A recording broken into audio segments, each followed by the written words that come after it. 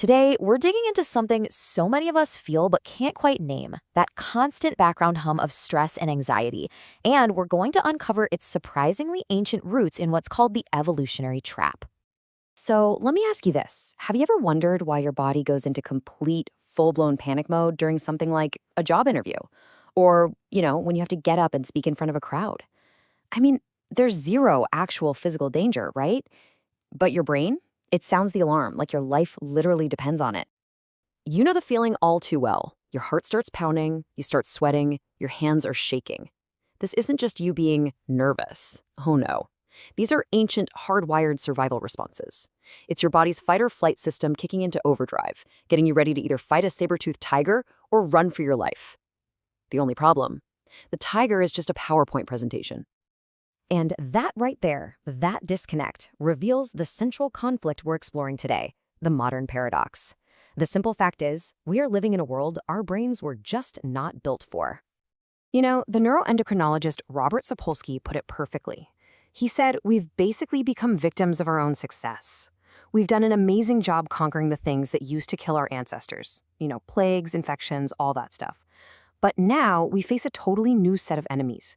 These chronic, slow-burn diseases, like heart disease and diabetes, which are often caused or at least made way worse by constant psychological stress. So, to really understand why this is happening, we need to do a little time traveling. We need to go back and take a look at the brain of our hunter-gatherer ancestors. See, our brain's whole stress response system evolved to handle short, intense physical threats. You see a lion, you get this huge spike of cortisol, you either escape or you don't, and then, and this is the crucial part, the stress is over. But modern threats, they're a completely different beast. They're psychological, they're abstract, and they just never end. A looming deadline, rush hour traffic, that endless social media feed, they keep our stress systems switched on 24/7. The bottom line is, our brains are amazing sprinters, but they are terrible marathon runners. They were designed for these short, intense bursts of stress, followed by long periods of rest and recovery. This constant, low-grade hum of anxiety that pretty much defines modern life, our biology is completely, totally unprepared for it. And this is where it all starts to click. We've set the stage, and now we're going to pull back the curtain on the core concept that explains why your brain feels like it's struggling so much. It's a concept called evolutionary mismatch. Basically, our culture, our technology, our whole environment, it has all changed at lightning speed. But our genes, our brain wiring, that stuff is still operating on a timeline that's tens of thousands of years old. Our bodies are just hopelessly out of sync with our lives. I absolutely love this metaphor because it just captures our situation so perfectly. We have the hardware of a wild animal, right? Evolved for the wide open savannah. But we're living inside this artificial cage that our bodies just do not understand. And that leads to all kinds of strange and damaging behaviors. So where do we see the actual evidence of this mismatch in our daily lives? Let's break it down and look at 3 areas where this evolutionary trap is staring us right in the face. Okay, let's start with social anxiety. For our ancestors, being part of the group was everything. Getting kicked out of the tribe, that was a death sentence, period. So our brains developed this incredibly powerful fear of social rejection. And today, that ancient program is still running, but it's being triggered by things like a performance review or a first date.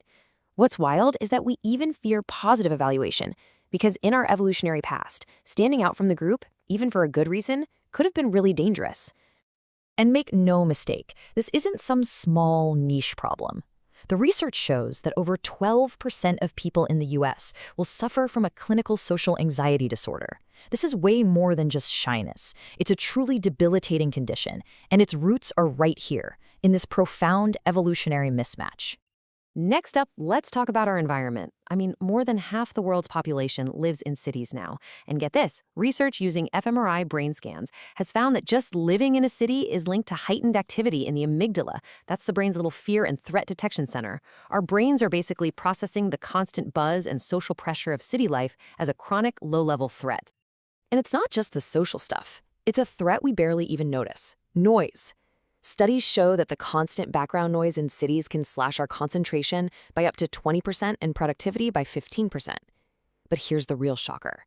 Evening noise can cut our sleep quality by a staggering 40%. Our brains are always on high alert, and we're paying a huge cognitive price for it. And finally, we arrive at the most modern mismatch of them all, the digital world. And this one is a doozy because it is perfectly, masterfully engineered to hijack our ancient brain chemistry for profit. So here's how they do it. It's through something called supernormal stimuli. Our brains are wired to go absolutely crazy for rare, valuable things. Like a honeycomb full of sugar, a fatty piece of meat, or a sign of approval from someone in your tribe. Well, modern tech and food science have created super concentrated versions of those rewards. Junk food packed with sugar and salt, and of course, the endless scroll of social media likes. These things just overwhelm our brain's reward system, tricking it into thinking they are absolutely vital for our survival. One study described it perfectly, calling it a constant cacophony in our minds. Now, this isn't just a simple distraction. It's what's known as a cognitive burden. It uses up our very limited pool of mental energy, leaving us feeling drained, anxious, and totally unable to focus on the things that actually matter. Okay, so this all sounds pretty bleak, doesn't it? We're cheetahs in a zoo, our brains are being hacked, our cities are stressing us out. Is there any way out? Is there any way to navigate this evolutionary trap? Well, if there's one single thing to take away from all of this, it's this.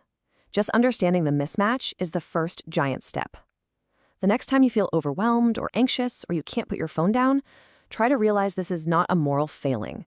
It's not a lack of willpower. It's a predictable biological glitch that happens when you run ancient hardware on modern software. And that simple shift in perspective, it can move you from self-blame to self-awareness. And that brings us to one last really powerful idea. See, humans are pretty unique because we build our own environments. It's a process called niche construction. But when we change our world too fast, we end up creating these traps for ourselves. This quote just says it all. We aren't just the victims of a changing world. This time, we are the asteroid. And so this leaves us with a fundamental, massive question. Now that we know our brains are basically running on an outdated operating system that is easily exploited by the very world we've built, what's the solution? Do we try to change ourselves? To upgrade our own internal software through things like mindfulness and discipline? Or do we have a responsibility to redesign the zoo itself, to build environments and technologies and societies that are actually more in line with our ancient human needs? The answer, most likely, is both. And figuring out that balance, well, that just might be the great challenge of the 21st century.